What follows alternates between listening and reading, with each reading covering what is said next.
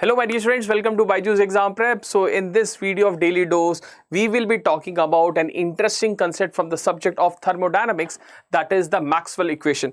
Why I've taken up this topic is because many times students do feel difficulty to remember these formulas that we are having in Maxwell equation. So today in this video, I'll be talking about a short trick how you can remember this Maxwell equation in just having a very small easy concept, right? So for understanding this Maxwell equation, you have to remember a simple 4-digit we can say statement, that is TPSV. Basically T stands for temperature, pressure, your entropy and volume. But to remember this short trick, we'll be talking it as tapasvi, right? This is TPSV. The sequence is very important to create the Maxwell equation, the short trick. So to remember this, we can say tapasvi, like T for tapasvi, we can remember this is a Hindi word. Okay, so we can remember this very easily. The sequence is very important. Now how we can write how we can formulate this equation. Now let us suppose if I have 4 quadrants, right? Now what you have to do is I have to write this TPSV in a clockwise and an anti-clockwise sequence. Now there are two possibilities. Either I can start from the first the first row, or I can start from the second row. There are two possibilities, right? So all the two possibilities and two conditions, total 4 cases will be occurring. So if I take that row number 1, if I take the row number 1, okay, if I take row number 1, T will be starting from row number 1, okay. So what I'll do in case number 1, I'll be taking this as a clockwise and this as anti-clockwise.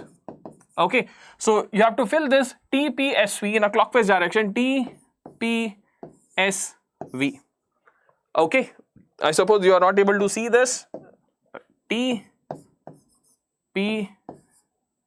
S and V.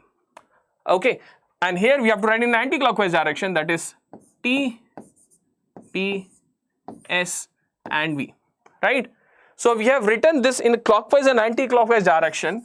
Okay, so you've written this in clockwise and anti-clockwise direction. Now if you try to recall, if you take a coordinate system, if I try to measure an angle, so we usually take this as a standard way to measure the angle, which is a positive, right? So here it is an anti-clockwise, so we can say anti-clockwise is positive, right? It's not always we can say. So in first quadrant, if I say this first row, I'm assuming this to be anti-clockwise to be positive. So write this as it is like this, TV, so del T by del V, right, equal to del P by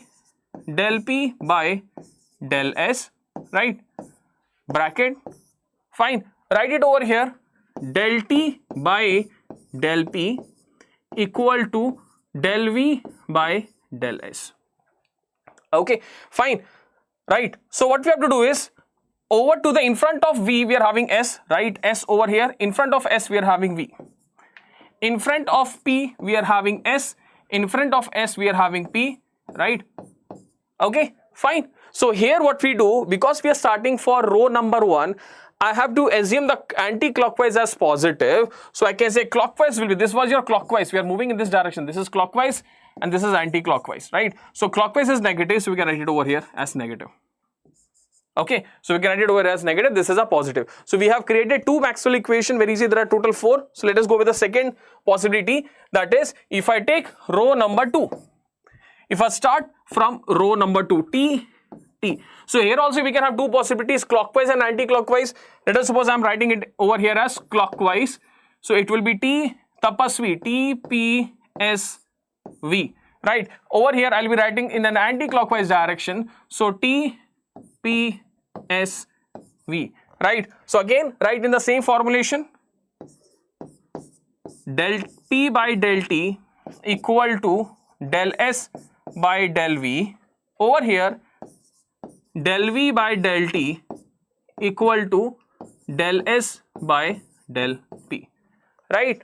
Now, because we are starting from row number 2, so here in this scenario, I'll be taking clockwise to be positive and anti-clockwise to be negative, right? So this is anti-clockwise, you're moving in this direction, okay? You're moving in this direction, you're moving in this direction, this is clockwise, okay? So here, the anti-clockwise will be negative and clockwise will be positive, right? And we can write in front of T we are having V, in front of V we are having T. Okay, in front of t we are having p, and in front of p we are having t, right? So by this way we are easily able to write all the 4 Maxwell equation, a simple way to remember, very easy. If I try to quickly recap, first of all we have to remember the sequence TPSV, right? Case number 1, that means when you are starting from the first cell, that is row number 1, t will be started. So you can have 2 possibilities, clockwise or anti-clockwise, and we know that anti-clockwise is positive. So write in the sequence del t by del v, del p by del x, right?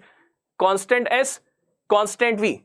Over here del t by del p, del v by del s, constant s, constant p. 2 equation done.